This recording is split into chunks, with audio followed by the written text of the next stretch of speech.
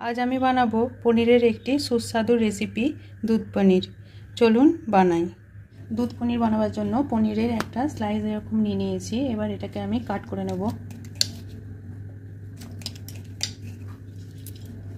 একটু বড় বড় সাইজের কেটে নেব।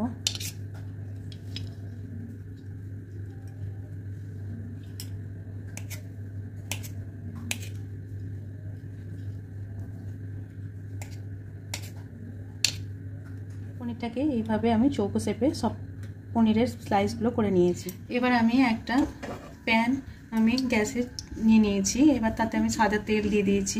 এবার পনিরগুলো একে একে আমি ভেজে নেব।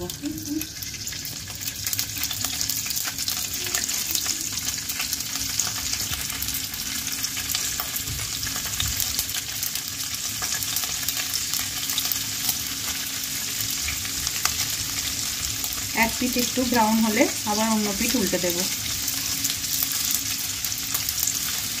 এইভাবে নেড়ে নেড়ে হালকা একটু রং ধরলেই আমি পনিরগুলোকে তুলে নেব।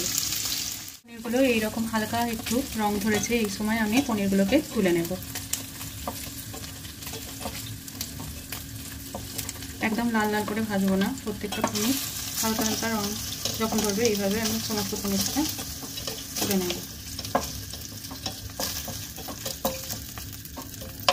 এবার এই পনিরটা আমি এখানে হালকা উষ্ণ গরম দুধ আছে ওতে ভিজিয়ে রেখে দেব।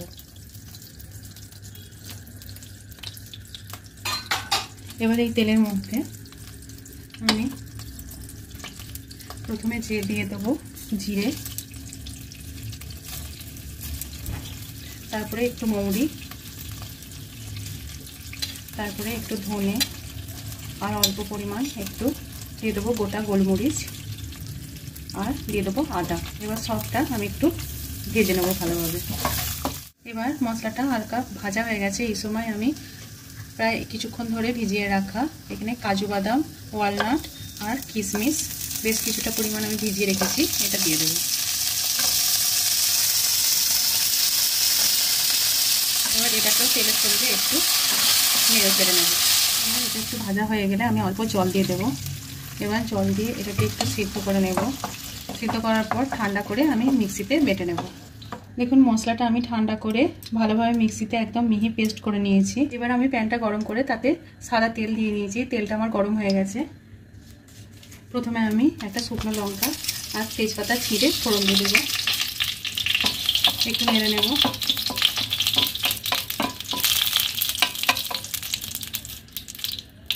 একটু ভাজা হয়ে গেলে এটা আমি ছোট এলাইচির দানাগুলো নিয়ে নিয়েছি, এগুলো দিয়ে দেবো।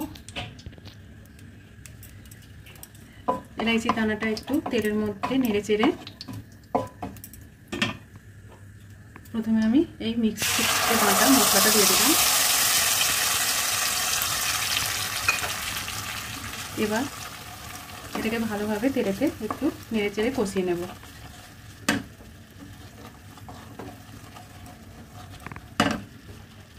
এই মশলার মধ্যে আমি দিয়ে দেবো হালকা কাশ্মীরি লঙ্কা গুঁড়ো।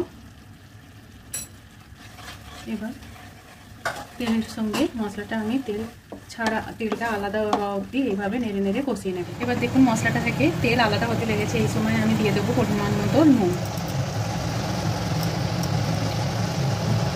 তার সঙ্গে দিয়ে দেবো একটু মিষ্টি, চিনি দিয়ে দিলাম।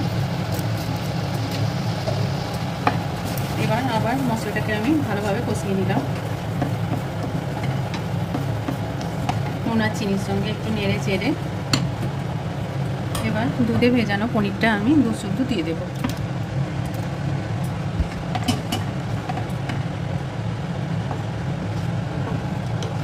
এইভাবে মশলার সাথে ভালোভাবে আমি মিশিয়ে দেব।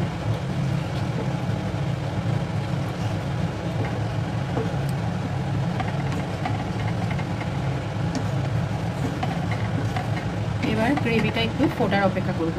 গ্রেভিটা ফুটতে আরম্ভ করলে আমি গ্যাসের ফ্লেমটা স্লো করে 2-3 মিনিটের জন্য এইভাবে চাপা দিয়ে রান্না করে নেব।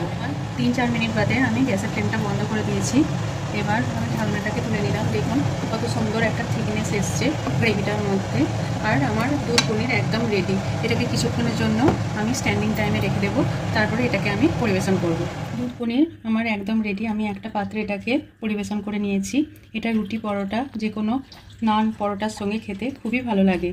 আর এইরকম রান্না যদি আপনাদের ভালো লেগে থাকে আমার ভিডিওগুলো শেয়ার করবেন আর আমার চ্যানেলটিকে সাবস্ক্রাইব করবেন। ধন্যবাদ।